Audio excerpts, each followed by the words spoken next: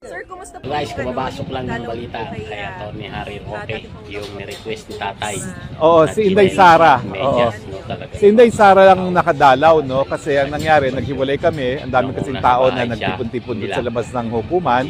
At ang nakiusap si Inday Sara na kung pwedeng maiwan ako para makabalik siya ng alas 5. Pero kinuwento naman niya sa akin na mabuti naman ang kanilang pag-uusap. Unang-una, ang namimiss talaga ni Presidente Duterte ay yung pagkain Pilipino. At nag-request siya ng medyas at saka ng sinelas. At ang sinabi nga niya, yung mensahe niya is kulang ang mga tao at lahat na mayroong panahon. No?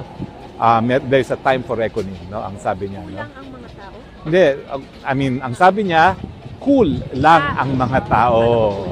Cool. Oo. May nahon lang ang tao at there's a time for reckoning. No? At ang sabi nga niya, umuwi ka na kagad ng Pilipinas at dapat di kayo nandun at naninilbihan. No? Sinabi niya kay Vice Oo, President. umuwi na siya. Huwag na siyang nandito, sabi niya. Umuwi ka na ng Pilipinas. Okay, yun ang sabi niya. Oo. Pero, kumusta po yung kalusugan niya generally?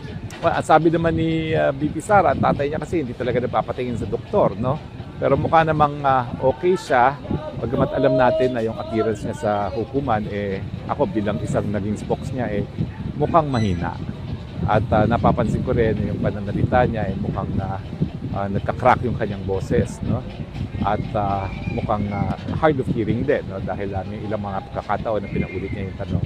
Sir, sino formally ang tatayo bilang mga legal counsels? Well, mag-aanunsyo na po ang grupo, no? Bukas po may magpupulong kami. Bukas pa yung tulong. Oo. Hindi ko lang alam kung ano pa time bukas, but I have confirmed kung sino yung lead counsel, no? So we have a lead counsel, there's a team. There's a team, no? Already formally Hindi pa rin. member? Hindi pa rin. The only one na na-recognize ang hukuman is si Atty. Bingbong Medjugorje. Pero binanggit sa ICC mismo. Hindi ko alam kasi hanggang ngayon wala pa rin kaming permiso to enter the detention facility, no? So hindi ko pa rin alam at nagkausap kami ni Atty. Hoffman at nag-aantay pa rin kami. Okay. Anong response po ni Vice President Sara doon sa sinabi ni Pangulong Duterte na dapat umuwi siya? Sabi naman niya uwi siya, nag-aantay lang siya ng karelyebo kasi walang next of kin dito kung siya uuwi na. So when is Congressman Pulong? Nag-aantay kasi sila na magkaroon ng Schengen visa, yan ang problema. Kaya lang naka-visa si Vice President ay sinamahan niya anak niyang manood ng Taylor Swift dito sa Munich. Kaya meron siyang, so happy na meron siyang Sino visa. yung sila? Si I think the family. Congressman and the mayor? The family, I think, has a visa. Si husband niya, at saka yung daughter niya. Okay. Pero yung mga But kumukuha ng yung next visa, of kin, na sinasabi, lahat ng pamilya ay nag-a-apply ngayon ng Schengen visa. even si Mayor Baste, si Lahat ng magkakapatid. si Oo. Ate Oo. Manilet. Yes. Oo. So in the meantime, na wala pa yung karelyebo, sino yung tatayong OIC ng Office of the Vice President? Well, wala namang OIC ng Office of the Vice President, Oo nga. no? So yun nga po. So okay Wala na namang right ganon. now. Wala namang ganon because she functions as Vice President wherever she is. And then yung preparations for the impeachment, will it be halted? Hindi naman, ibang legal team naman yun. Tapos, sir, ano na lang ang asahan natin sa inyong legal na isusunod? Ang masasabi ko lang po is nakaplano na po lahat yan. In fact, ako naghahanda na kami ni VP Sara isang taon nang nakakalipas, okay? And everything that we expected to happen, in fact, happened. So, meron kaming contingency for everything that has happened. No? So you were expecting this to happen? I have been expecting this for the past 3 years. Of course, medyo minority view ako dahil marami nagsasabing imposible mangyari yan dahil sinasabi nga ni Presidente Marcos na hindi siya makipagtulungan. I never believed him, not even for 1 second. Never. Meron kayong gusto niyong hindi nyo nahihintayin September 23? Well, I would rather na mag-discuss muna kami as a team. I have to be a team player. But it's unacceptable to us, to me personally, because hindi pa kami nag-meeting as a legal team na mag-aantay na September 23. Sige sir, meron ba kayong mensahe sa mga... Well, ang kapasalamat kami sa lahat ng ating mga kababayan sa suporta na binibigay nila kay Presidente Duterte. Yun po nagbibigay ng lakas kay Presidente Duterte.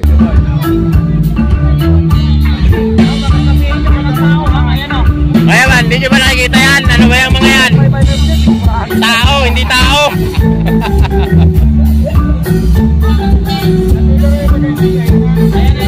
Yan po si Miss Love, guys. Yan, may mga banyaga pa tayo dito, guys, oh. Nakikita. Narinig mo na lang niya.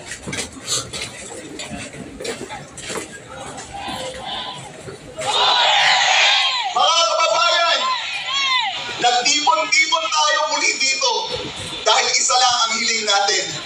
Ibalik po nila si Tatay Digong. Ibalik po nila ang presidente na minamahal natin hanggang ngayon.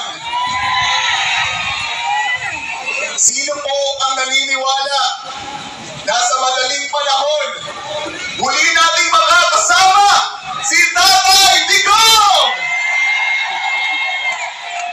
At ngayon mga kababayan, bago po tayo mag-proceed sa ating programa, amin po ang tinatawagan ang may-ari po ng Hyundai NCV 3644 NCV 3644 na ating pong ating sasakyan dahil may dadaan po.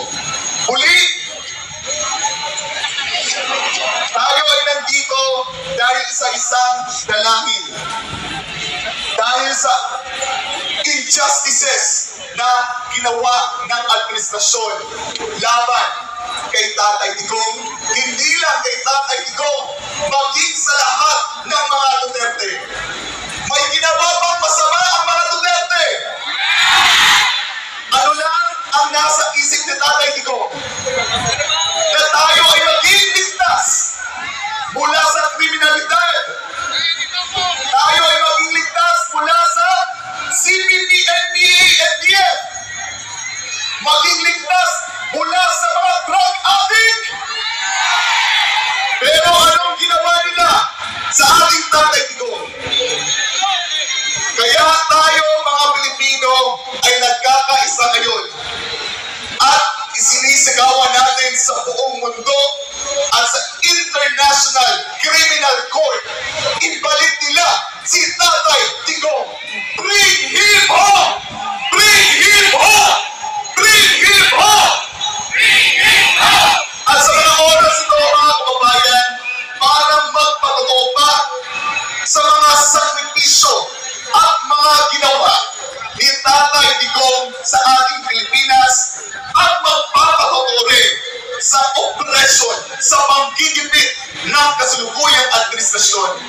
Atin pong tawagin ang isa sa mga political vlogger na hindi iniwan si dating Pangulong Rodrigo Roa Duterte.